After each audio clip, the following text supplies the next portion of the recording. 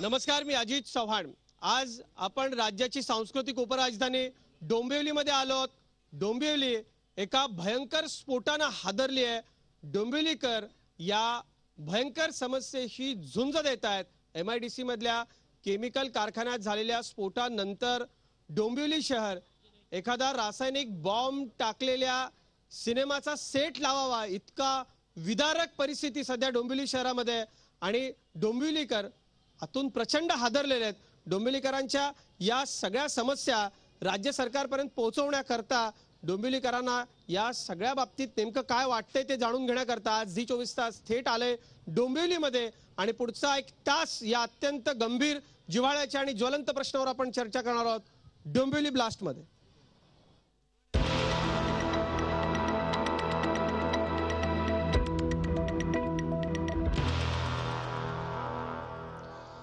या कार्यक्रमाची सुरुवात आपण करतोय। डोंबिवलीकर आपल्या बरोबर आहेत आणि या कार्यक्रमामध्ये जे पाहुणे माझ्या बरोबर आहेत त्यांची सुरुवातीला आपण ओळख करून घेऊयात। माझ्या बरोबर डॉक्टर मंगेश पाटे आहेत। डॉक्टर मंगेश पाटे बालरोग तज्ञ आहेत आणि जिथे स्फोट झाला त्या आसपासच्या परिसरामध्येच ते राहतात। तिथली दाहकता विदारकता डॉक्टर मंगेश पाटे आपल्या बरोबर इथे शेअर करणार आहेत। ते सांगणार आहेत की नेमकी स्फोटानंतर काय भयंकर परिस्थिती होती, आरोग्याला त्याचे किती गंभीर परिणाम भोगायला लागू शकतात, काय लोकांना आता त्रास झालाय ते मंगेश पाटे सांगणार आहेत। माझ्या बरोबर आता अभय कोठारे आहेत, ते रोटरी क्लबचे अध्यक्ष आहेत। अभयजी इथल्या डोंबिवलीकरांचे प्रतिनिधी माझ्या बरोबर शिवाजीराव आव्हाड आहेत, ते भारतीय जनता पक्षाचे सरचिटणीस आहेत। आमदारांना आम्ही बोलवलं होतं, काही कारणानिमित्तानं आमदार येऊ शकलेले नाहीयेत, भाजपचे जिल्हा सरचिटणीस आलेत। राज्य सरकारचे प्रतिनिधी म्हणून ते इथे आहेत, त्यांच्या पक्षाला इथल्या लोकांच्या भावना काय आहेत ते अत्यंत प्रामाणिकपणे ते पोहोचवतील अशी अपेक्षा करूयात। आणि शहराचे प्रथम नागरिक आहेत। सुरुवातीलाच मला महापौरांची ओळख प्रतिप्रमाणे करून द्यायची होती, पण महापौर काही मिनिटं उशिरा कार्यक्रमाला आले। महापौरांचं आपण स्वागत करूयात। राजेंद्र देवळेकर हे या शहराचे पालक म्हणून, या शहराचे प्रथम नागरिक म्हणून या समस्येकडे कसं बघतात, लोकांच्या काय अपेक्षा आहेत ते आपण बोलणार आहोत। आणि असंख्य डोंबिवलीकर आहेत ज्या डोंबिवलीकरांनी त्या स्फोटाची तीव्रता अनुभवली, नशीब बलवत्तर म्हणून हे सगळे लोक बचावले। असेही काही इथे लोक आहेत ज्यांच्या घराचं प्रचंड नुकसान झालंय, असेही काही लोक इथे आहेत। या कार्यक्रमाची सुरुवात करत असताना कल्याण डोंबिवली महापालिका निवडणुकीच्या वेळी ज्या वेळेला आम्ही या शहरातली सगळी सत्यस्थिती बघत होतो त्यावेळेला झी24 तासचे मुख्य संपादक डॉक्टर उदय निरगुडकर म्हणाले होते की अत्यंत भयंकर परिस्थिती आहे या शहरामधला। काही भाग तर असा आहे की तो पूर्णपणे पाडून टाकावा लागेल आणि पुन्हा नवीन वसवावा लागेल। या शहरामधले जे समस्या आहेत, जे प्रश्न आहेत महत्वाचे, ते कमरेला बंदूक लटकवलेले आणि गळ्यात जाडजाड सोनसाखळ्या घालणारे लोकप्रतिनिधी खरंच सोडवू शकतील का आणि नागरिक न घाबरता त्यांच्यापर्यंत त्यांच्या समस्या पोहोचवू शकतील का, अशी परिस्थिती होती। आजही या कार्यक्रमाच्या आधी काही डोंबिवलीकरांचे SMS आम्हाला आले होते की तुमच्या कार्यक्रमात येऊन आम्ही बिनधास्तपणे अनेक समस्या मांडू शकणार नाही, कारण कार्यक्रम संपल्यावर आम्ही सुरक्षित घरी परत जाऊ का याची शाश्वती आम्हाला देता येत नाही, असे सगळे SMS होते। पण झी24 तास आज डोंबिवली शहरामध्ये डोंबिवलीकरांचा आवाज म्हणून इथं आलेला आहे। आणि सर्वप्रथम आपण महापौरांकडे जाऊयात। महापौर, अत्यंत गंभीर परिस्थिती डोंबिवली शहरामध्ये ओढावली होती, आता नेमकी काय परिस्थिती आहे, महानगरपालिका या सगळ्याकडे कसं बघते, काय नेमकी मदत पालिकेकडून झाली? काल जो मोठा प्रसंग डोंबिवलीकरांवर ओढवला आणि त्यामध्ये ज्यांनी आपले प्राण गमावले त्या सगळ्यांना या ठिकाणी मी श्रद्धांजली वाहतो। आणि कालचा जो प्रसंग झाला त्याच्यातून अजून आपण सावरलेलो नाही, परंतु प्रशासनाने म्हणजे महापालिका, MIDC, NDRF या सगळ्यांनी जे रेस्क्यू ऑपरेशन सुरू केलं होतं, ढिगारे उपसण्याचं काम सुरू केलं होतं, ते आता जवळजवळ पूर्ण होत आलं आहे। आता आणखीनही त्या ढिगाऱ्याखाली काही मिळणार नाही अशी अपेक्षा आपण व्यक्त करूया। आणि आतापर्यंत 11 डेथ याच्यात रिपोर्ट झाल्यात। तर सगळ्यात महत्त्वाचं म्हणजे कालचा जो स्फोटाचा प्रकार होता त्यानंतर तिथे अनेक सामाजिक कार्यकर्ते, सर्व पक्षाचे लोक, प्रशासन तिथे पोहोचलं, मी देखील पोहोचलो। तर मुंबईमध्ये बॉम्बस्फोट झाल्यानंतर जी स्थिती होती तशी भेदरलेली लोक इकडे तिकडे पळत होती, सगळी लोक रस्त्यावर होती। त्यामुळे कालचा प्रकार जो आहे हा निश्चितपणे शासनाच्या असेल, केंद्र शासनाच्या असेल, त्यांच्या डोळ्यात अंजन घालणार आहे। अगदी खरं आहे।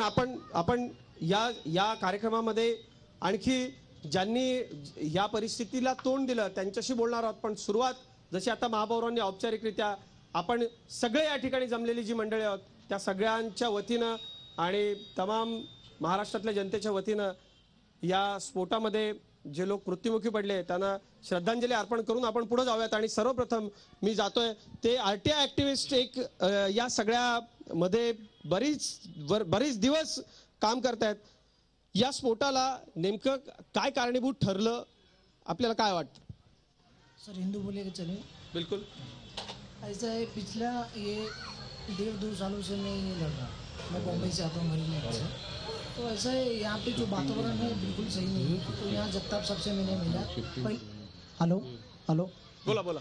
तो यहाँ से जो जगताप साहब जो है उन्होंने काफ़ी मुझे दौड़ाए कि यहाँ होता नहीं है, ये नहीं वो नहीं, थाना में जाओ, आप अंधेरी हेड ऑफिस MIDC से अधिकारी MIDC से अधिकारी एग्जीक्यूटिव इंजीनियर.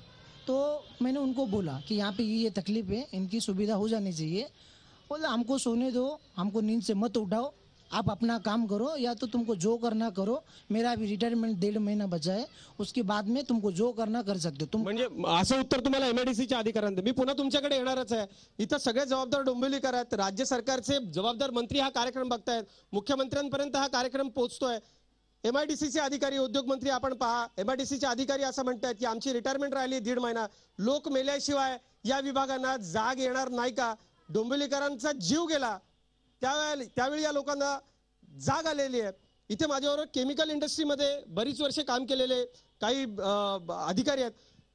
संपूर्णपणे उद्योजक जे आहेत त्या उद्योजकांना जबाबदार धरता येणार नाही. पण काय नेमकी परिस्थिती असते, नॉर्म्स काय पाळल्या गेल्या पाहिजे आणि अशा घटना थांबवण्याकरता उद्योजक आणि MIDC काय नेमकं त्यांनी पालन केलं पाहिजे अटींचं? पहिली गोष्ट, उद्योजक हे डोंबिवलीमधले आज 50 वर्ष झाली ते MIDC चालू होऊन. उद्योजक हे त्यांनी धंदे टाकलेले, बिझनेस टाकलेले आहेत, हे नफेखोरीमध्ये जास्त गुंतलेले आहेत. त्याच्यामुळे आता परिस्थिती अशी झाली आहे, यांना स्किल्ड कामगार हे ठेवत नाहीत. स्मॉल स्केल इंडस्ट्रीमध्ये मी बघतो की बऱ्याचशा ठिकाणी स्किल्ड, आजचा जी कालची जी घटना घडलेली आहे हे साधारण माझा अंदाज, म्हणजे मी पुरावा देऊ शकत नाही, पण तो अंदाज असा आहे की ह्या बॉयलरचा स्फोट झालेला आहे. हे लोक स्किल्ड कामगार ठेवत नाहीत आणि काय करतात, कुठून तरी असे परप्रांतातून आलेले लोक तिथे कामावर ठेवतात. बॉयलर ऑपरेटर त्याला 1-2 महिन्याची ट्रेनिंग देऊन ठेवतात आणि मग ते शिकलेले नसतात, ट्रेंड नसतात, कुठलेही त्यांच्याकडे स्किल नसतं. त्यांना तो चालवता येतो, परंतु ज्या टायमाला क्रिटिकल कंडिशन निर्माण होते त्यावेळेस त्यांना ती कंट्रोल करण्याची त्यांच्याकडे ताकद नसते आणि मग ते तिथून पळ काढतात किंवा कुठेतरी पळतात आणि मग त्या टायमाला हा ब्लास्ट. आणि मी या निवासी दोन्ही MIDCच्या मध्ये निवासी विभागामध्ये राहतो. प्रत्येक वर्षाला साधारण 1-2 ब्लास्ट हे डोंबिवलीमध्ये होतच असतात आणि हा आता सर्वात मोठा ब्लास्ट आहे. आणि याच्या पुढे जर सरकारनी किंवा लोकप्रतिनिधींनी, प्रशासनाच्या लोकांनी जर त्याच्यावरती जर ऍक्शन घेतली नाही तर ह्या वर्षभराच्या कालावधीत डोंबिवलीचा भोपाळ होणार, हे मी आज सर्वांना स्पष्टपणे सांगतो. अत्यंत गंभीर अशा पद्धतीचं सगळं वास्तव त्यांनी सांगितलंय. डॉक्टर पाटे, आपण वैद्यकीय व्यावसायिक म्हणून काम करता, या सगळ्या आसपासच्या परिसरामध्ये गेली अनेक वर्ष आपण राहता. काय नेमकं झालं या सगळ्या स्फोटानंतर आणि किती सगळं धोकादायक आणि धक्कादायक होतंय? इथे बेसिकली वैद्यकीय व्यावसायिक म्हणून तर आहेच, पण एक नागरिक म्हणून सगळ्यात पहिल्यांदा आहे. आणि सगळ्यात महत्त्वाचं, इथे बसलेल्या सगळ्या जनतेसाठी एक भावूक मुद्दा मी मांडतो. 2 मुलांचा बाप म्हणून पण मी इथे बसलेलो आहे. इथे जेवढे नागरिक बसलेले आहेत ना, त्यांना सर्वांना आपली फॅमिली, आपल्या बायका, मुलं हे घरी सुरक्षित आहेत का नाही आहेत हे जेव्हा बाहेर पडतात तेव्हा त्यांना शाश्वती नसते. अशी इथली परिस्थिती आहे डोंबिवलीमधली. आत्ताच इथे MIDCच्या वर्क स्टाईलबद्दल कोणीतरी बोललं. इथे जमलेल्या कोणीही आणि इथे नसलेल्या लोकांपैकी कोणी MIDC ऑफिसमध्ये जाऊन बघा, यांना फक्त डॉक्युमेंट्समध्ये इंटरेस्ट आहेत. 2 प्रकारचे डॉक्युमेंट्स, जे प्रिंटरमधून बाहेर येतात आणि दुसरं जे फोटोज इंकमधून नोटा छापून येतात ते डॉक्युमेंट्स. त्याच्याशिवाय MIDCमध्ये कामं होत नाहीत. ॲक्च्युअली जे वर्क फील्ड आहे तिथे जाऊन हे लोक कोणीही काम करत नाही. आणि MIDCचा या गोष्टीशी काही संबंध नाही असं बरंचसं कालपासून माझ्या कानावर येतं आहे. मी ते ॲब्सोल्युटली रेफ्यूट करतो. MIDC has got complete role in prevention of this thing, but they are not working. अगदी खरंय, अगदी खरंय. आणि हाच प्रश्न सुरुवातीला आपण घेऊन जाऊयात की हिंदीमध्ये तो शब्द आहे आणि त्या शब्दाची भयावता फार मोठी आहे की जे इथं घडलं, छोटे छोटे स्फोट होत असतात पण हा भयंकर मोठा स्फोट होता. पण या सगळ्या गंभीर परिस्थितीत डोंबिवलीची जनता आज आहे. हा मौत का सौदागर कोण, याला जबाबदार कोण? राज्य सरकार, MIDC, महापालिका, अधिकारी, या सगळ्याला जबाबदार कोण? आपण डोंबिवलीकरांना विचारूया, काय वाटतं तुम्हाला, हा मौत का सौदागर कोण? एकालाच दोष देता येणार नाही, याला सगळे एकामेकाला सामील असल्याशिवाय ही घटना घडू शकत नाही. या सगळ्यात एक गोष्ट महत्वाची आहे ती म्हणजे ज्या पद्धतीनं अधिकाऱ्यांनी कामं केली पाहिजे, आजही बेजबाबदारपणा दाखवला, कुणीही MIDCचे अधिकारी इथे उपस्थित नाहीये. याआधी हिरवा पाऊस पडायची घटना झाली होती, प्रदूषणानं प्रचंड वैतागलेत नागरिक, असंच असतं का? त्याही आधी मी एक सांगतो की डोंबिवली फीवर नावाची पण एक घटना डोंबिवलीत घडून गेली दुर्दैवी. बरोबर 36 तासांपूर्वी विजन डोंबिवलीच्या लोकचळवळीतून मुख्यमंत्र्यांच्या समोर बसून आम्ही ही भीती मांडली होती. बरोबर 36 तासापूर्वी दुर्दैवाने काल ही घटना घडली. मला असं म्हणायचं आहे की राज्य शासन, KDMC, आपली प्रशासन यंत्रणा यांच्यामध्ये काही डोंबिवलीच्या बाबतीत जिथे लोकसंख्येची घनता प्रचंड आहे आणि पर कॅपिटा इन्कम सुद्धा सर्वोच्च आहे देशामध्ये, माझं नीट लक्षात म्हणणं घ्या, त्यांच्यामध्ये काही पुढच्या 25 वर्षांचं नियोजन किंवा विजन आहे का? मुळात खरं अत्यंत महत्वाचा मुद्दा मांडला. आणि प्रेक्षक हो, पुण्यानंतर मला असं वाटतं डोंबिवली एक असं शहर असेल की या शहरातली तरुणाई मोठ्या संख्येनं परदेशात आहे आणि आमची ही तरुणाई मोठ्या संख्येनं परकीय चलन देशामध्ये आणते. इथले बुद्धिमान तरुण परदेशात देशाचं नाव उज्ज्वल करतायत. अनेक महत्वाच्या आणि महनीय व्यक्ती इथे राहतात, त्यांचे वंशज इथे राहतात. सौ मराठे माझ्याबरोबर आहेत, दादासाहेब फाळकेंच्या त्या वारसदार आहेत, वंशज आहेत. मॅडम, या सगळ्या घटनेनंतर भीती वाटली का हो की डोंबिवली शहरामध्ये असं होऊ शकतं, असं घडलं? हो, प्रचंड भीती वाटते. आणि मला आज अशी भीती वाटते की माझ्या मुलांना मी इथे का ठेवू, मी डोंबिवली सोडून का जाऊ नये, आणि पण माझी डोंबिवली म्हणून मला डोंबिवलीसाठी काय करता येईल, हाही मला एक मोठा प्रश्न वाटतोय. मला असं वाटतं की इथला डोंबिवलीकर जो आहे तो रोज रात्री घराच्या खिडक्या बंद करून झोपतो, प्रचंड उकडत असताना सुद्धा. कोणाला AC परवडतं, कोणाला नाही परवडत. का तर सगळ्यांच्या घरात रात्री घाणेरडा केमिकलचा वास येतो. संपूर्ण वॉटर बॉडीज आज केमिकलनी प्रदूषित झालेल्या आहेत. का झाल्यात? कंपन्यांचे एफ्लुएंट्स नाल्यामध्ये कसे सोडले जातात, MPCB याच्यावरती का लक्ष देत नाही, प्रशासन का लक्षात देत नाही, का डोळे झाक करतात, कसलं साठवलट आहे हे? डोंबिवलीच्या नागरिकांच्या जीवाशी खेळून केलेला भ्रष्टाचार यापुढे डोंबिवलीकर सहन करणार नाहीत. आता प्रेक्षक हो, आपण बघितलं की फार तीव्र भावना आहेत. माझ्या पाठीमागे ही जी सगळी मंडळी आहेत यापैकी बहुतांश लोकांनी अत्यंत कष्टानं, फार कमी उत्पन्न असलेली मंडळी आहेत, हे सगळे बंधू भगिनी, आणि त्यांनी फार कष्टानं त्यांची घरं उभी केली होती. आणि या स्फोटाच्या धक्क्यानं त्यांना आता त्यांच्या घरात राहता येईल की नाही अशी शंका आहे. तिथल्या स्थानिक नगरसेविका आपल्या बरोबर आहेत. ताई, नेमका काय सगळ्या या स्फोटाचा परिणाम, हजारो लोक आहेत त्यांच्या जीवनात काय नेमका हा परिणाम झालाय? एवढं हे झालेलं आहे नुकसान लोकांचं की 2 दिवस खायला नाहीये, पूर्ण पतळ उडून गेलेले लोकांचे. आणि जे नुकसान झालेले ते अधिकारी जे चौकशीसाठी येतात तर अजून सर्वे काय कंप्लीट करत नाहीयेत. आणि लोकांना MIDCचा एकही अधिकारी आज नव्हता. आम्ही 10 वेळा फोन केले त्या लोकांना, पण माझं ऐकावं, मुख्यमंत्र्यांनी पण ऐकावं, आमचं सरकार आहे पण ते लक्ष घालतील याच्यात. आणि MIDCचा एकही साईडवर, सगळे KDMCची साहेब लोक होते, अगदी A to Z वर्कर पासून दीपक पाटील, सगळे आपले आयुक्त, सगळे आपले KDMCचे साहेब होते. पण आम्ही 1000 वेळा फोन करून एकही MIDCचा साहेब आला नाही.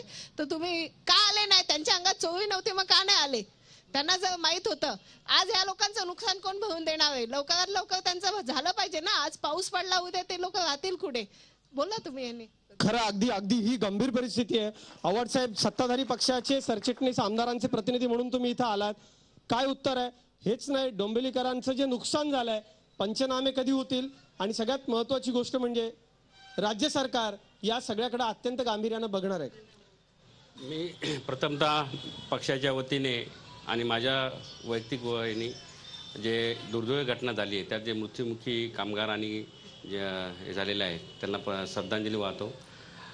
मी एक आश्वस्त करतो सर्वांना की माननीय मुख्यमंत्री एवढे संवेदनशील आहे आणि त्यांचं काम मी जवळून पाहिलेलं की रात्री 2 वाजेपर्यंत काम करतात, सकाळी 7 वाजता पुन्हा ते कामाला लागतात. ही घटना कळल्यानंतर 5 तासात ते पुन्हा ह्या घटनास्थळी आले.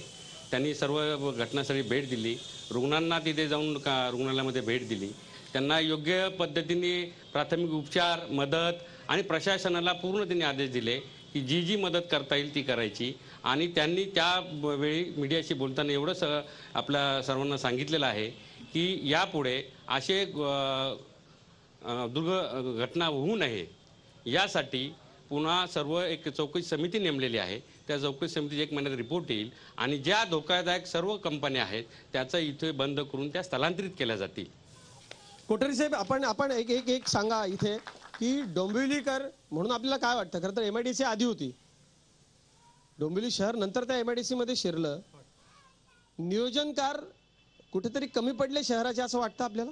खूपच कमी पडलेले आहेत, कारण 84च्या सुमाराला ही MIDC फॉर्म झाली. तिकडे केमिकल इंडस्ट्री आली आणि नंतर मग वस्ती वाढत वाढत वाढत MIDCला टच झाली. हे नियोजनकारांनी पाहायला पाहिजे होतं की केमिकल इंडस्ट्रीपर्यंत ही वस्ती जाऊ नये, केमिकल इंडस्ट्रीच्या बाजूला व्यवस्थित जागा असावी. इतकंच नव्हे, आता परवा आपण जे पाहिलं, काल जे आपण पाहिलं की एका कंपनीत ब्लास्ट झाला आणि बाजूच्या दोन्ही कंपन्या भस्मसात झाल्या. यावरून एक कळतं की कंपन्यांमध्ये आणि कंपन्यांच्या बाजूला किती मोकळी जागा सोडावी हे सुद्धा लक्ष देण्यात आलेलं नाही आहे. नाहीतर ही परिस्थिती उद्भवली नसती.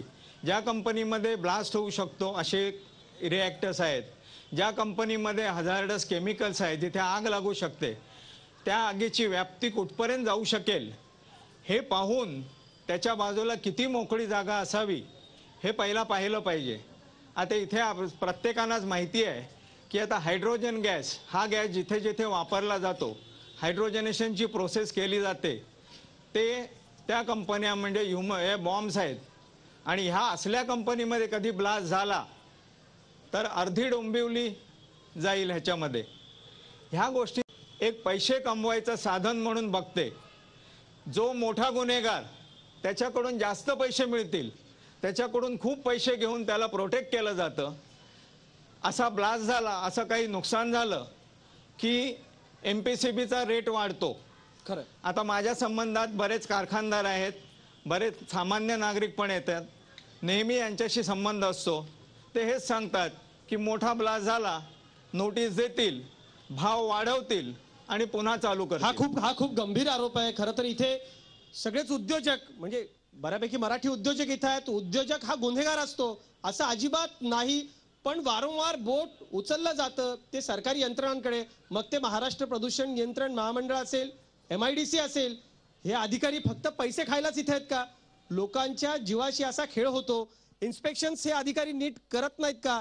केलं इन्स्पेक्शन तर नुसते पैसे खाण्यासाठीच नोटिसा काढतात का? त्या विभागाच्या मंत्र्यांनी खूप गंभीरपणे याचा विचार करावा. लोकांचे जीव जायला लागले तरी अधिकारी स्पॉटवरती जात नाहीत अशी इथली ओरड आहे आणि हे सगळं गंभीर आहे.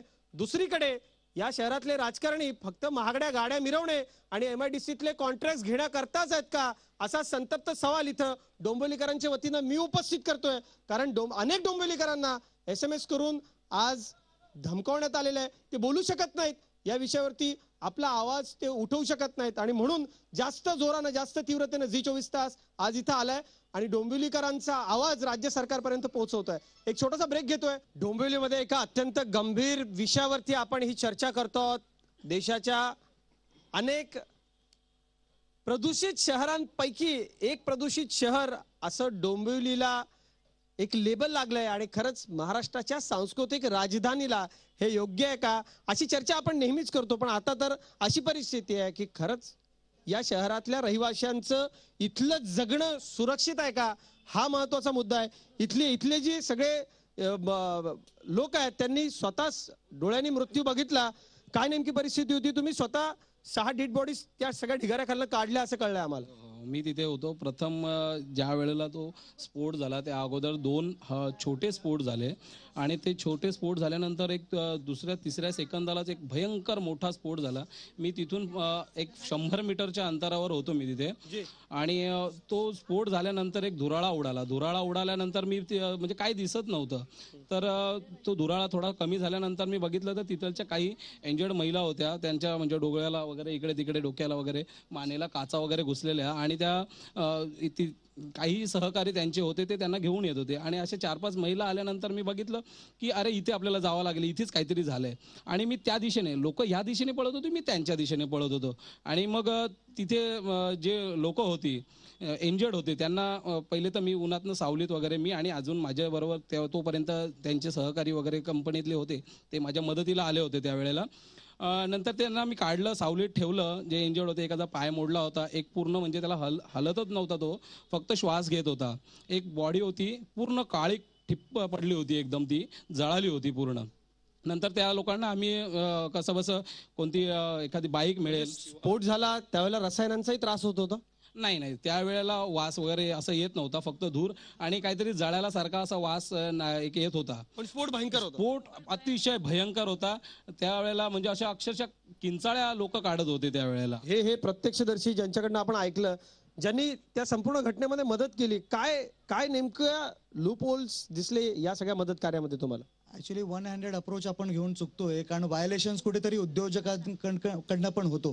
कारण जो रिॲक्शन झाला, जो एक्सप्लोजिव्ह क्रिएट झाला, ते कुठेतरी व्हायोलेशन झालेत, ते आपण लक्ष द्यावं. ते बोथ हँडेड अप्रोच आहे. एक तर MIDCचा नेग्लिजन्स आहे, दुसरा उद्योजकांचा नेग्लिजन्स आहे. कारण आपण 3 महिन्यात हा दुसरा डिझास्टर अटेंड करतो. दोन्ही मी अटेंड केलेत आणि राईट फ्रॉम स्टार्ट मी अप्रोच दिलाय. कारण रोटेक्स कंपाऊंडच्या इकडे जे झालेलं व्हॉलंटरी डिस्क्लोजर, परमिशन कसला असतो आणि केमिकल काय, नंतर आपण NDRF वगैरे सगळ्यांना बोलवतो, पण स्थानिक पातळीवरती तातडीने पटकन मदत पोहोचणं गरजेचं आहे. कारण पण आपण NDRF वर निर्भरता का ठेवावा? जर एखाद्या वेळेस महाराष्ट्रात किंवा मुंबई परिसरासाठी डोंबिवलीपर्यंत फक्त 1 बटालियन आहे आपल्याकडे, अशा वेळेस जर 2 दुर्घटना झाला तर आपण वाट पाहायची का?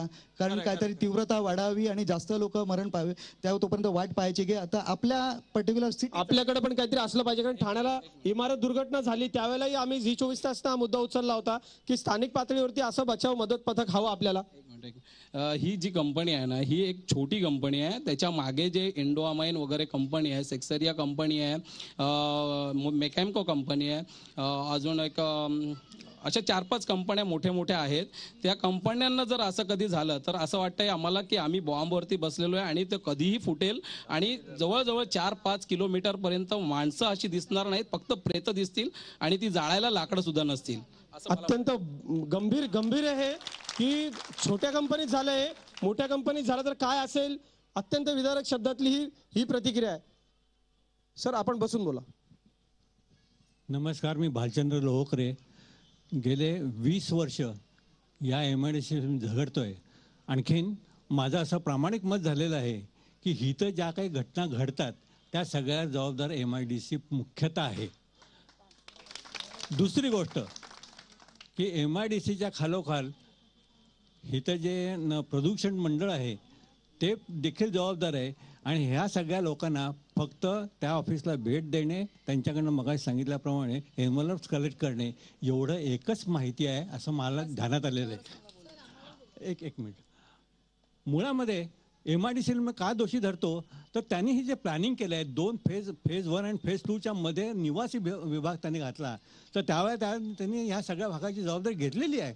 आणि जेव्हा केमिकल फॅक्टरीज येतात त्यावेळेला त्या सुरक्षितरित्या व्यवस्थित चालतील याची जबाबदारी त्यांची आणि प्रदूषण मंडळाची आहे. अगदी खरं आहे. उद्योग मंत्री सुभाष देसाईंना जनतेचा, डोंबिवलीकरांचा हा सवाल आहे. उद्योग मंत्री, आपण इथं आलात, सगळं पाहिलं, तोंड भरून आश्वासनं दिलीत, पण तुमचा विभाग काय काम करतोय ते डोंबिवलीकर सांगतायत. तुम्ही याच्यावरती अत्यंत कठोर आणि कडक कारवाई करायला हवी, ही डोंबिवलीकरांची मागणी आहे. काय नेमकं या सगळ्या घटनेनंतर तुम्हाला सांगायचं उद्योग मंत्र्यांना, सरकारला? प्रदूषणात केवढा तीव्र परिणाम होतो तो म्हणजे आज सकाळी पितांबरीने घासलेला हा तांब्या कलशामध्ये ठेवतो आपण देवाजवळ, संध्याकाळी याची परिस्थिती अशी होते. आणि हे मी प्रदूषण मंडळामध्ये जाऊन दाखवलंय त्यांना. आणि त्यावेळेस त्यांनी मलाच उलट धमकी दिली की तुम्ही अशा खोट्या कंप्लेंट घेऊन येऊ नका, नाही तर आम्ही तुमच्यावर पोलीस कंप्लेंट करू. बेरात्री आम्ही फोन केला, प्रदूषणाचा वास येतोय, उग्र वास येतोय, झोप लागत नाही आम्हाला.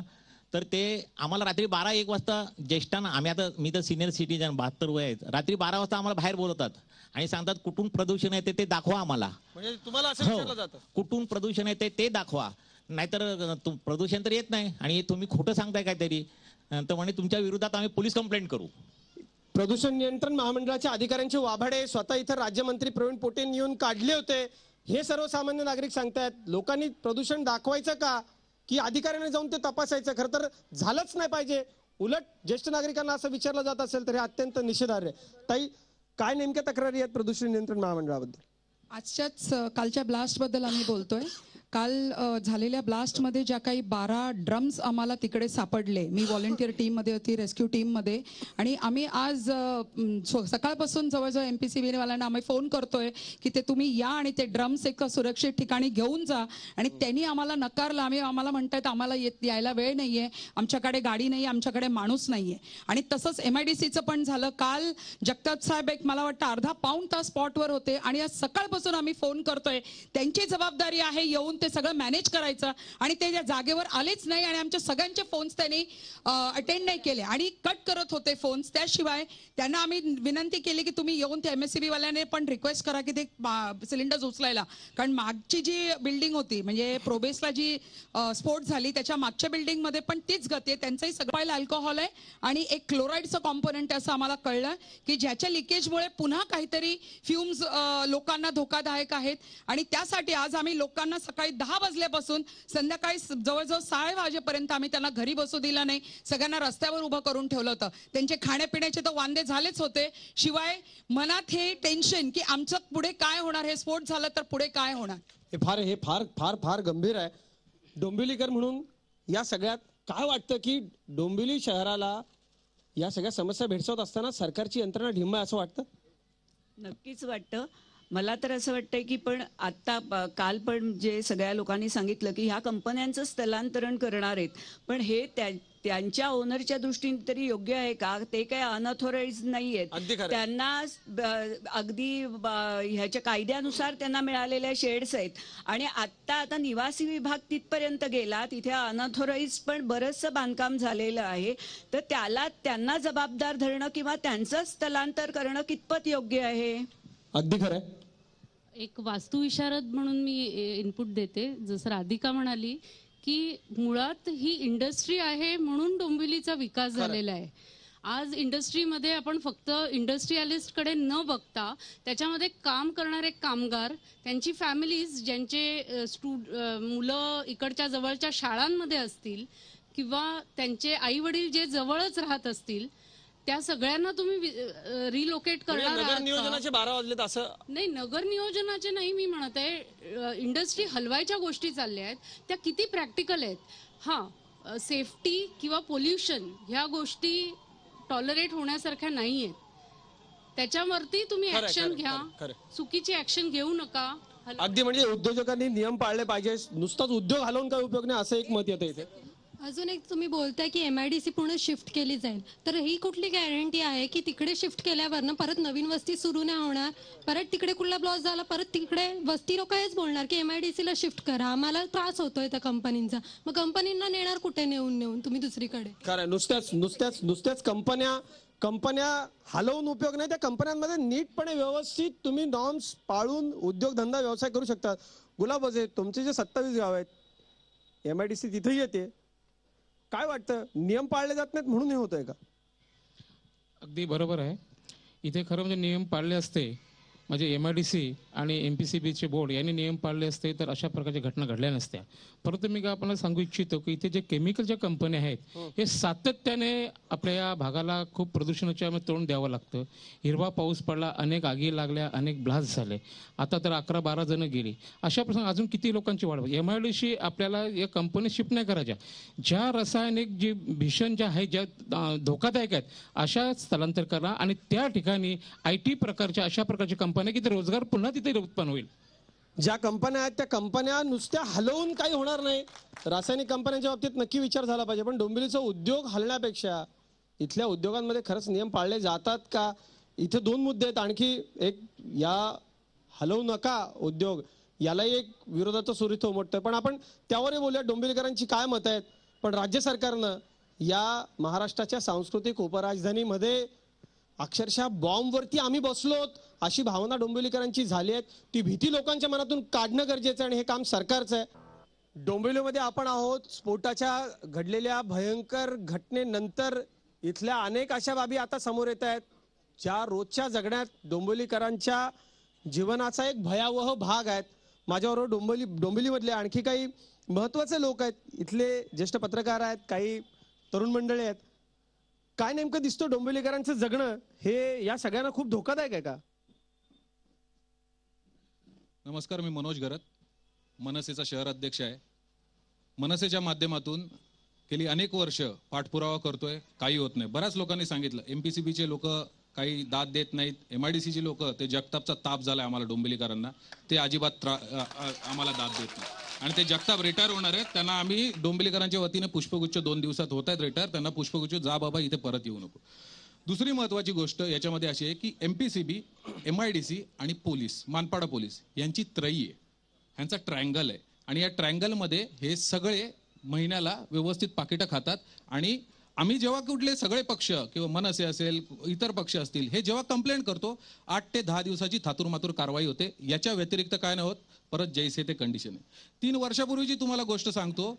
MIDC मध्ये हा संपळा कल्याण शिडफाटा रोड आहे, भंगार माफी आहेत सगळे.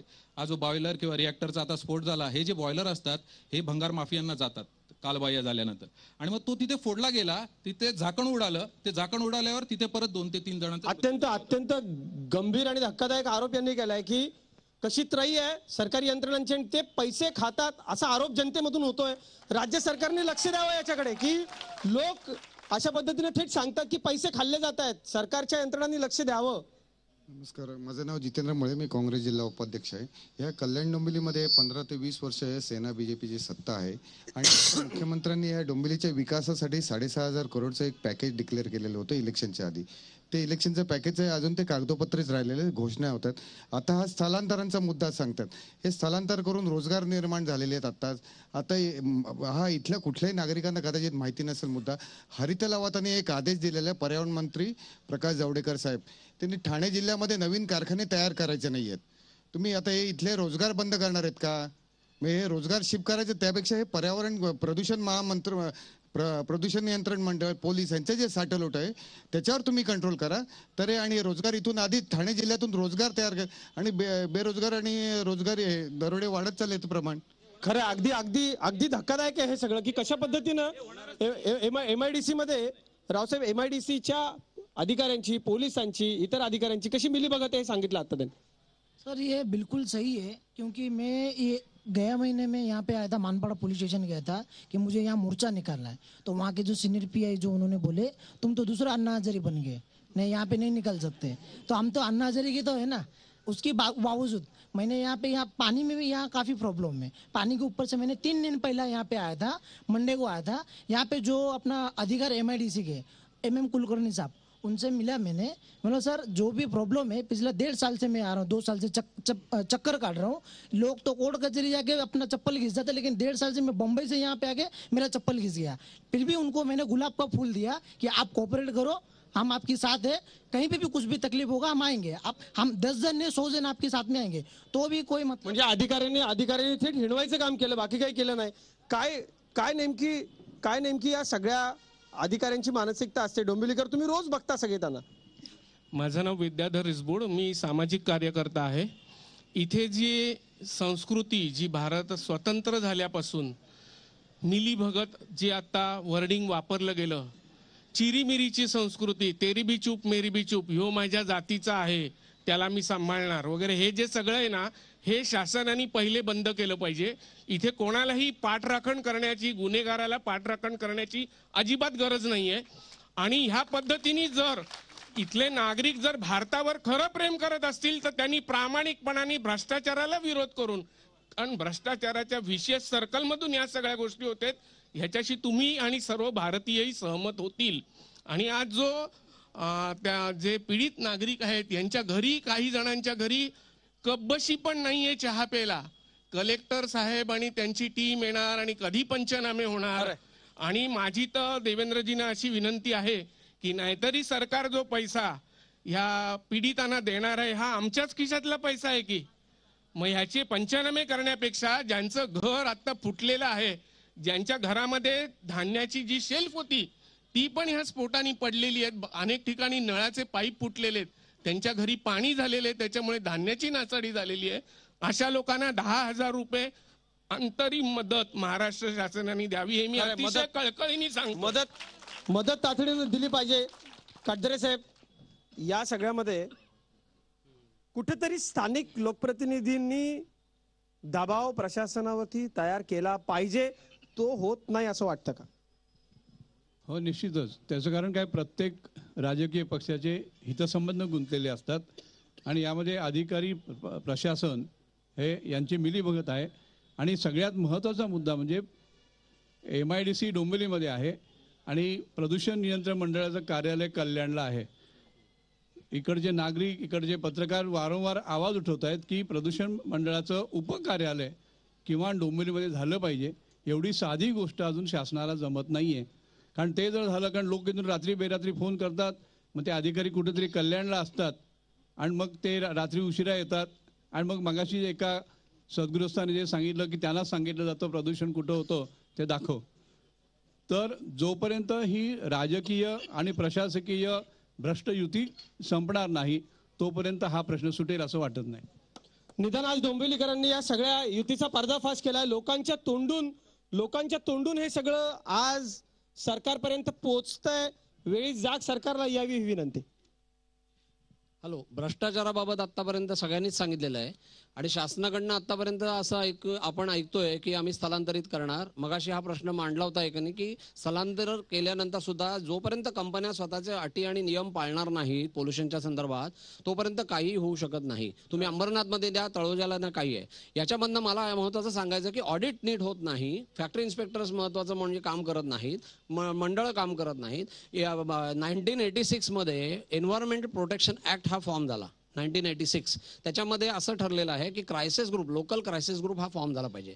त्याच्यामध्ये बरेच सभासद असले पाहिजे, ज्याच्यामध्ये नागरिक असतील, डॉक्टर्स असतील, ॲडव्होकेट असतील, इथले इव्हन ट्रान्सपोर्ट हॅझर्डस जे वाहून नेतात ते असतील, इंडस्ट्रीजचे लोक असतील. आणि ह्या सगळ्या लोकांनी एकत्र बसून दर महिन्याची मिटिंग घ्यायची असते आणि हे सगळं रिपोर्टिंग डिस्ट्रिक्ट क्रायसिस ग्रुपला केलं पाहिजे. त्याचं रिपोर्टिंग दर महिन्याला स्टेट क्रायसिस ग्रुपला केलं पाहिजे. हे जेव्हा आम्ही प्रश्न विचारले तेव्हा त्यांना काही पत्ताच नव्हता, कोणालाही माहिती नाही की क्रायसिस ग्रुप फॉर्म झालाय की नाही. या सगळ्या गोष्टी आहेत. दुसरे कारखानदारी वाढले आणि कारखाने वाढले, त्याचं इफ्लुएंट वाढले, त्याचं कॅपॅसिटी कॅल्क्युलेशनचा काही संबंध नाही. 1.5 MLDचं कॅपॅसिटी एकाची आहे, एका CTP 2ची, त्याच्यामध्ये 6 ते 7 MLD पाणी येतं. हा, आणि दुसरं एका याच्यामध्ये 14 ते 16ची कॅपॅसिटी काहीतरी आहे असं आम्ही ऐकलं आणि त्याच्यामध्ये ऍक्च्युली 24 ते 27 ऍक्च्युली इफ्लुएंट बाहेर निघते टेक्सटाईलच्या याच्यामधनं. म्हणजे हे कसलं प्लॅनिंग आहे? म्हणजे याचा अर्थ ह्या सगळ्या गोष्टी होतच राहणार. नाले असे तुडुंब घाणेरड्या प्रदूषित याच्याने. आणि स्थलांतर हा नुसता एकच विषय सोडणार नाही.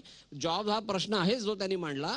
त्याचबरोबर इतर जॉब तयार होऊ शकतात, इतर इंडस्ट्री होऊ शकते, पण नुसतं शिफ्ट करा जसं यांना प्रश्न आहेत शिफ्ट करण्याचे. इंडस्ट्रीचाही महत्वाचा भाग आहे हा की त्यांनाही प्रश्न येणार आहेत. दुसरं ते का नाही कायद्याने भांडणार की आम्ही आधी आलो इथे. हा प्रश्न तसाच चालू राहणार. शासन आज डिक्लेअर करते पण मला 100% माहिती आहे ते लोक कोर्टात जातील आणि हा प्रश्न प्रलंबित होईल. शेवटी शासन म्हणेल की आम्ही. वेळेची मर्यादा आपल्याला, पण तुम्ही खूप महत्वाचे मुद्दे इथे मांडलेत. खूप महत्वाचे मुद्दे तुम्ही मांडलेत इथे. मी डॉक्टर आनंद हर्डीकर, रामचंद्रनगर रहिवासी संघाचा अध्यक्ष. गेली 25 वर्ष या नाल्याच्या लढाईमध्ये आहे आणि मुख्य गोष्ट अशी आहे की मला इथल्या आज मी 2 गोष्टीत बोलतो. एक म्हणजे आजचा ब्लास्ट आणि हे जे सातत्यानं पोल्युशन चालू आहे याचा अधिक महत्त्वाचा विषय सगळ्यांशी संबंधित आहे. या नाल्यामधून जे पाणी प्रदूषित होतं आहे हे 20 वर्ष चालू आहे आणि मला MPCBच्या इथल्या अधिकाऱ्यांनी सुमारे 20 वर्षापूर्वी सांगितलं की ही MPCB सुरू झाली इथे MIDC तेव्हा जे एक सर्टिफिकेट लागतं, दाखला लागतो की हे पाणी आम्ही खाडीमध्ये नेऊन पोचवल्याचा दाखला लागतो. त्याशिवाय MPCBला MIDCला इंडस्ट्री चालू करता येत नाही. तसा कुठलाही दाखला नाही आणि पाणी कुठेही पोचवलेलं नाही. हे कळल्यानंतर आम्ही याच्या मागे लागलो की लवकरात लवकर ही पाईपलाईन पुरी करा. हे माझ्याकडे रहिवासी संघाला औद्योगिक विकास मंडळाचं आलेलं पत्र आहे. हे 95 सालचं आहे की आम्ही एक स्कीम केली आहे. 4 कोटी रुपयाची टेंडर्स काढली आहेत. त्याला सर्वांची जी असतात आवश्यक सर्वांची त्याला मंजुरी मिळालेली आहे आणि हे टेंडर आता फक्त उघडायचं आहे. हे 95 सालची गोष्ट आहे. टोटल 13 कोटीपैकी 4 कोटी आणि 2 वर्षापूर्वी एकदा इथे ब्लास्ट झाला होता. 14 मे 14लाच एका कंपनीतून 2-3 फॅक्टरी वर्कर्स जळले. माझ्याकडेच माझं फॅक्टरीतून हॉस्पिटल जवळ आहे, तिथे लोक येतात. तर तिथे त्यावेळेला सुद्धा हा विषय अतिशय जोरात पेटवला गेला होता. मीडिया सुद्धा आल्या होत्या. तेव्हा सांगितलं गेलं की ही पाईपलाईन आता 13 कोटीवरून 33 कोटीवर का 30 कोटीवर गेली आहे, ती पण होऊन जाईल. पण ती होत नाही अजून. आणि जोपर्यंत हे इफ्लुएंट त्याच्यातून जात नाही तोपर्यंत आपल्याला अतिशय मोठा हा धोका आहे. हे खूप गंभीर आहे सगळं की इतकी सगळी वर्ष झाली, इतकी वर्ष लोटली पण अजून ही कामं पूर्ण होत नाहीत. अगदी थोडक्यात तुमचा मुद्दा. व्यावसायिक MIDC हा या ठिकाणी प्रत्येक जे काही आपले काही इंडस्ट्रीज आहेत त्याच्यासाठी चार्जेस जे काही घेते त्याच्यात सर्वात महत्त्वाची रिक्वायरमेंट म्हणजे डिझास्टर मॅनेजमेंट. ही इतकी महत्त्वाची आहे की कालची घटना घडल्यानंतर त्याचं जो काही त्यांनी प्लॅनिंग करायला हवं होतं की डिझास्टरच्या हिशोबाने अगदी मानपाडापर्यंत त्याचा ॲक्च्युली इम्पॅक्ट गेला होता. रस्त्याने चालणारी माणसं बिल्डिंगवरून काचा पडल्यामुळे त्यांच्या अंगावर ॲक्च्युली जखमा झाल्या होत्या. तर ही फार महत्वाची गोष्ट खरं खरं डिझास्टर मॅनेजमेंटच्या बाबतीमध्ये काही इथं नाहीये, ज्यांची घरं आता अजिबातच काही. ताई, काय नेमकी परिस्थिती आहे आणि आता पंचनामा होतोय का? नाल्याच्या बाजूला माझंच घर आहे, कंपनीच्या बाजूला. तर जेव्हा त्या काचा पडल्या, कडापे पडले माझ्या अंगावर, तेव्हा माझी घरात कोणच नव्हतं, मी एकटी होती. आणि मला असं कळालं की माझ्या घरचा तर कोण नाही, मला माझी मुलं मिळतील की नाही, माझं घर मला मिळेल की नाही. मी माझ्या पायात चप्पल नसताना अशी मी पळत सुटली. पण माझ्या घरचे, आमच्या घरचे बाजूचे म्हणजे घर मालक आहेत आमचे, अरुण शेठ आणि मोहन शेठ, ते असे मदत करतात आम्हाला की आज माझे नातेवाईक नसताना, आमच्या घरचे कोण नसताना आता काय मदत मिळाली तुम्हाला? महापालिका, राज्य सरकारकडून काही मदत? वेळेला मिळतंय जेवण, तर टायमाला सरकारकडून काही मदत आली आहे? नाही अजून, काहीच नाही. काय काय काय पंचनामे झाले आतापर्यंत? पंचनामे काल रात्री 1 वाजेपर्यंत शासनाच्या लोकांनी पंचनामा केलेला आहे, पण आम्हाला सरकार काय फक्त आश्वासनच देणार, त्याच्यामुळे सरकारच्या आश्वासनावर कोणावर विश्वासच नाही. नमस्कार, मी सागर मोहिते. प्रशासन आणि अधिकारी यांना जाग कधी येणार आहे? एखादी घटना घडल्यानंतरच जागे होणार आहेत का आपण? मला एक सांगायचं, जसं सांगितलं असेल, काही सरांनी सांगितलं डिझास्टर मॅनेजमेंट झालं पाहिजे, आपण कंट्रोल केला पाहिजे, पोल्युशनवर कंट्रोल केला पाहिजे. रस्ता वाइंडिंगच्या वेळेस आपल्या जी जुनी झाडं होती, जे वर्षानुवर्ष आपण बघतोय, मी लहानपणापासून झाडं बघतोय, ती तोडली गेली. म्हणजे इथे आपण एन्व्हायरमेंट ऍक्ट जो असेल तो धाब्यावर बसून आपण डेव्हलपमेंट करतोय. तर हे कुठेतरी लक्षात घेतलं पाहिजे. जाग कधी येणार आपल्याला? काय नेमकी परिस्थिती होती स्फोटानंतर? आता मदत मिळाली का?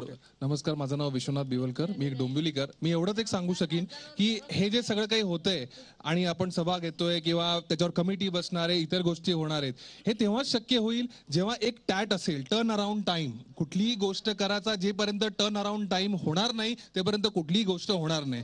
जसं सरकार आपल्याला पेनलाइज करतं टॅक्स न भरल्यासाठी, तसं आपण सरकारला किंवा त्या विभागाला पेनलाइज करायला पाहिजे की तुम्ही हे कृती करत नाही आहात, म्हणून तुम्हाला पेनल्टी लागली पाहिजे आणि तुम्ही लोकांचा जीव धोक्यात टाकू शकत नाही.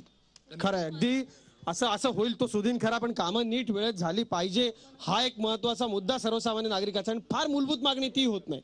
मी संजय मांजरेकर. जिथे काल जो ब्लास्ट झाला त्याच्यापासून मी फक्त 500 मीटरच्या अंतरावर होतो. भविष्यात काचा दुरुस्त होतील, पण बिल्डिंगला जे धक्के लागलेत त्याचं आमचं काय? भविष्यात आजही आम्ही काल झोपताना असं जाणवलं, कधी धक्का लागून बिल्डिंगचे तडे गेले असतील, आतलं काय झालं आम्हाला काही माहित नाही. पण या चॅनलच्या मधून माझी तुम्हाला एवढीच विनंती आहे की जेवढा मोठा ब्लास्ट झाला जो आणि ज्या बिल्डिंगला जे धक्के बसले त्याबाबत शासन आता काय करणार? भविष्यात हा प्रश्न उद्भवणार. पुढे पावसाळा येतोय महोदय, काचा तुटल्यात आज, पण आतलं जे काय बिल्डिंग, एवढ्या बिल्डिंग सर्व गरीब लोक राहतात तिथे, मीही तिथे राहतोय सागरली. तर याबाबत आपण शासनाला न्याय, जे धक्के बसलेत ते बिल्डिंगचा काय, खड्डे झाले, बिल्डिंग उडालेला. Hello sir, Dilip Nikam. आमची शिवम दर्शन बिल्डिंग आहे, त्याच्यामध्ये आम्ही 6 जण 4थ्या माळ्याचे आहे, पूर्ण छप्पर उडलेले आहेत. इथं आपण बघितलं आता की अत्यंत दिर्गंभीर दिसणाऱ्या माणसाच्या डोळ्यामध्ये अश्रू आले की आम्ही आज झोपू आमच्या इमारतीत, तिला तडे गेलेत, उद्या ही इमारत कोसळली तर काय, ही भीती डोंबिवलीकरांच्या मनामध्ये. या कार्यक्रमामध्ये उपस्थित झालेले प्रश्न खूप महत्वाचे होते. डोंबिवलीकरांनी अत्यंत महत्वाचे मुद्दे इथं मांडलेत. महापौरांकडे जाऊयात आपण. सन्माननीय महापौर साहेब, राज्य सरकारकडे डोंबिवलीकरांचा हा आक्रोश आपण पोहोचवणार का? निश्चितपणे. काल ऑन द कॉन्ट्ररी, काल जेव्हा घटनास्थळी उद्योगमंत्री महोदय आले, पालकमंत्री महोदय होते, खासदार आणि आमदार देखील होते, त्यावेळी त्यांच्याशी ऑन द स्पॉट चर्चा झाली की हे जे पंचनामे ज्याला सुरुवात केलेली आहे तर लवकरच म्हणजे पंचनामे पूर्ण करून 2 दिवसामध्ये जे किरकोळ नुकसान ज्यांचं झालेलं आहे, मोठं नुकसान झालेलं आहे, त्यांच्या नुकसान भरपाईच्या मदतीला प्रत्यक्ष सुरुवात होईल असं त्यांनी मला सांगितलं आहे. आणि निश्चितपणे सांगतो मी की 6 महिन्यापूर्वी एक प्रोटेक्स नावाच्या कंपनीला अशीच केमिकलला आग लागली होती. त्यावेळी सुदैवाने जीवितहानी कुठली झाली नाही, परंतु त्यानंतर जेव्हा आम्ही MIDCचा पाण्याचा मुद्दा घेऊन उद्योगमंत्र्यांच्या केबिनमध्ये जेव्हा चर्चेला गेलो होतो तेव्हा हा हिरवा पाऊस, डोंबिवलीतल्या केमिकल फॅक्टरी होणारं प्रदूषण, ह्या सगळ्या मुद्द्यांची चर्चा झाली. आणि त्यावेळी साधारण तेव्हाच असं निष्कर्षाप्रत शासन आलं की जे उद्योग केमिकलचे आहे, ज्याच्यामुळे नागरिकांना त्रास होतोय, ते उद्योग बाहेरच्या जागेमध्ये जिथून नागरिकांपासून दूर असतील अशा ठिकाणी स्थलांतरित करण्याची प्रक्रिया आपण सुरुवात करू असं त्यावेळीच तिथे सुतोवाच केलं गेलंय. परंतु ही एका दिवसाची प्रक्रिया नाही. आज जे म्हणजे दोन्ही बाजूनी लोक बोलतात, कारण उद्योग स्थलांतर झाले, तिथला रोजगार बुडणार आहे. आपण राज्य सरकारकडे हे जे या लोकांना मदत मिळवून देण्याकरता आपण पाठपुरावा करा. निश्चितपणे मी स्वतः काल तिथे व्यक्तिशः बोललोय. माननीय मुख्यमंत्र्यांनी देखील ते मान्य केलंय आणि 2 दिवसात ही जी इमारतींच्या काचा नको कधी होईल 2 दिवसामध्ये ज्या इमारतींच्या काचा तुटल्यात, ज्यांचं काही नुकसान झालंय, दरवाजे तुटलेले आहेत, काही ठिकाणी तडे गेलेले आहेत, अशा लोकांना मदत वाटपाची सुरुवात होईल. दुसरी गोष्ट, ज्यांनी आता इमारतीला तडे गेलेत, हा जो एक महत्वाचा मुद्दा मांडला. स्ट्रक्चरल ऑडिट मला बोलू दे. झाले पाहिजे अशी तुमची या सगळ्या तुम्ही महापौरांना सांगा. आपण महापौरांना सन्मान तुमचा मुद्दा. महापौर साहेब त्यांना नेमकं काय म्हणायचं आपण? नमस्कार, माझं नाव नीता गवस आहे आणि हा मुद्दा आजचा नाहीये सर. गेली 5 वर्ष हा प्रदूषणाचा मुद्दा चालू आहे. 5 वर्ष चालू आहे. कालची परिस्थिती अशी होती, आज कोणाचं साठवलं मला माहित नाही, पण जेव्हा हा ब्लास्ट झाला 11:40 पासून जवळजवळ 4 वाजेपर्यंत त्या तिथे मी उपस्थित होते. 11:45 पोलिसांची गाडी आली आणि अक्षरशः 3 वाजेपर्यंत पोलिसांच्या घशात पाण्याचा ग्लास सुद्धा कोणी घातला नाहीये. प्रत्येक जण आलं, मुलाखत देऊन गेलं. आम्हाला जे हवंय ते मात्र कोणी विचारलं नाहीये. जी घटना आहे आताचा ब्लास्ट नाही आताचा ब्लास्ट, कालच्या ब्लास्टाची ही उपाययोजना तुम्ही करताय, पण ह्याच्या नंतर जो त्रास होईल हा मुद्दा कोणी मांडताय का? तुमचे हेच मुद्दे आपण मांडले. सन्मान्य महापौर शहराचे प्रमुख आहेत, त्यांना सन्मान देऊन काय नेमकं ते करणार आहेत आपण मला जो महत्त्वाचा मुद्दा मांजरेकरने उपस्थित केला की इमारतींच्या काही तडे गेलेले आहेत, काही हल्लेल्या आहेत, तर निश्चितपणे महानगरपालिकेच्या वतीने या सगळ्याचं त्या परिसरातलं स्ट्रक्चर ऑडिट करू इमारतींचा आणि त्याच्यावर उपाययोजना करू. आणि मी इथे डोंबिवलीकरांना आश्वासन देतो, महापौरांच्या आश्वासनाचा आम्ही नक्की पाठपुरावा करू. आव्हाड साहेब, राज्यामध्ये सरकार तुमचे, मुख्यमंत्री तुमचे, वेळेची मर्यादा आपल्याकडे, काय नेमक्या कशा पद्धतीने तुम्ही राज्य सरकारकडे पाठपुरावा करा? याच्यामध्ये जे सर्व नागरिकांनी सांगितले, MRDC, पोल्युशन बोर्ड आणि इतर जे पोलिटिशियन्स ह्या गोष्टीची नक्की निश्चित आपल्या माध्यमातून त्यांच्याकडे व्यथा केलेली आहे, त्याची चौकशी करू. त्याप्रमाणे पहिलं आपण हे दिलं होतं की रेस्क्यू ऑपरेशन, त्याच्यानंतर हे मदत वगैरे हे चालू होईल. मदत 2 दिवसाच्या आत नक्कीच हे होणार आणि यापुढे अशा या घटना होऊ नये याच्यासाठी सर्व कंपन्याचं सर्वे करून त्याचं ऑडिट केलं जाईल आणि ते ज्या धोकादायक असेल त्याच कंपन्याचं फक्त स्थलांतर होईल. त्यामुळे इथलील कामगारांना सुद्धा आम्ही आश्वस्त करतो, ज्या कंपन्या चांगल्या असतील, ज्यांच्या धोकादायक नसतील त्या कंपन्या इथेच राहतील. कोठारी सर, काय नेमकं वाटतं, काय अपेक्षा आहेत सरकारकडनं की लवकरात लवकर काय झालं पाहिजे आणि स्थायी उपाययोजनाच्या करता काय झालं पाहिजे? सर्व केमिकल इंडस्ट्रीचा एक इंडिपेंडंट सर्वे करण्यात यावा.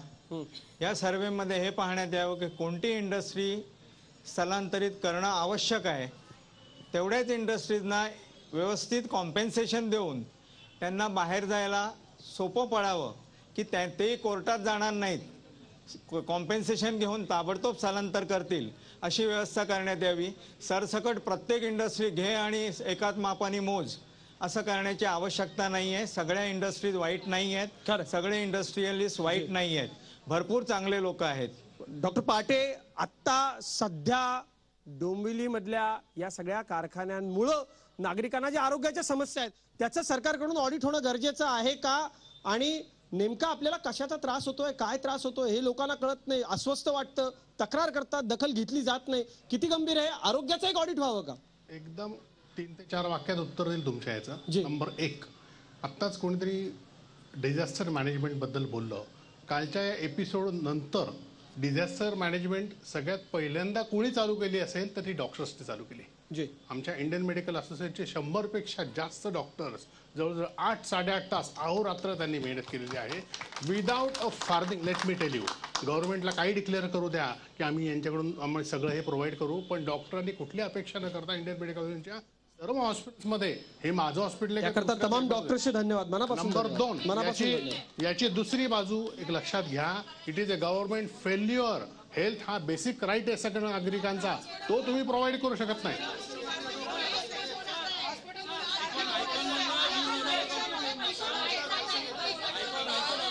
आयकॉन हॉस्पिटल मधून सारखे आमदारांच्या फोनवर फोन येत होते की आम्हाला बिल पे करा, नाहीतर आमदारांच्या लेटर ऍडवर लिहून द्या की आम्ही केलेली मदत आहे. हरकत नाही, याही बरोबर आहे. कोणाला या सगळ्यामध्ये एक आहे की ते सेवा सांगताहेत याच्यामध्ये it is a government failure, they are not able to provide health basic right to the citizens. तो माझा मुद्दा आहे. आणि तिसरा मुद्दा आहे, आपल्या कॉर्पोरेशनचे हॉस्पिटल्स एवढे मोठे पडलेले आहेत, ते हे डायजेस्टर मॅनेज करायला सक्षम नाहीयेत. मग आपण त्याच्यासाठी का नाही ऍक्ट करते काही? एवढे वर्ष झाले आम्ही त्याची मागणी करतोय. हर्डीकर साहेब इथे बसले, किती वर्ष आपण मागणी करतोय, पण याला कुठलाही रिस्पॉन्स गव्हर्नमेंट कडून मिळत नाहीये. खरं कार्यक्रमाची वेळ माफ करा, कार्यक्रमाची वेळ संपत आली आहे. हा कार्यक्रम जबाबदार मंत्र्यांकडून पाहिला जातोय. हात वर करून आपण सरकारला सांगूया, किती लोक या सगळ्या ब्लास्टला MIDC ला दोषी मानतात.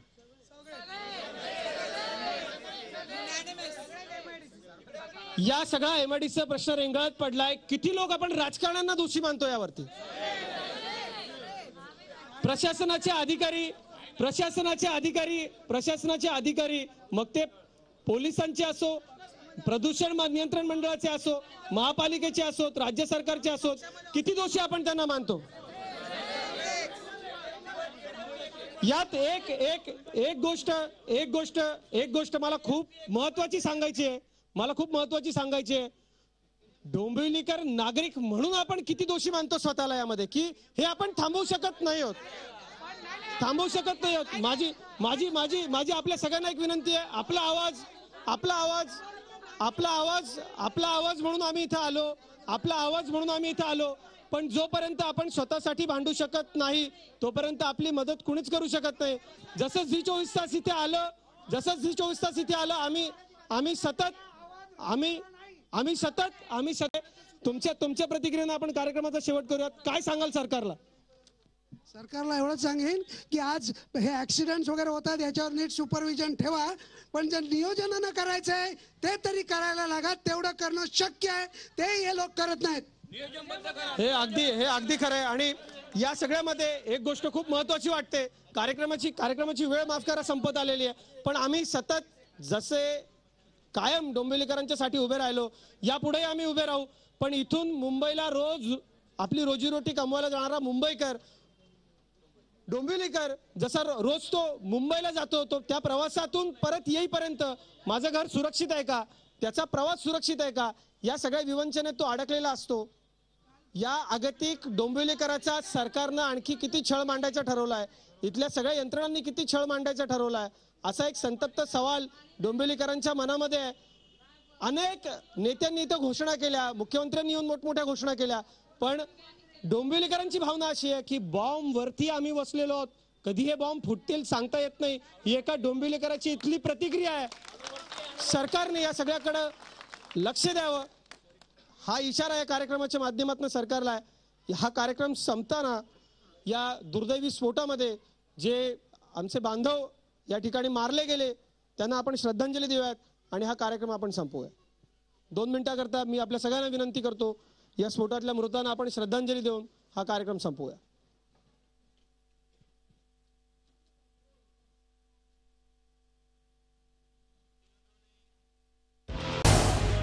झी 24 तास रहा एक पाऊल पुढे.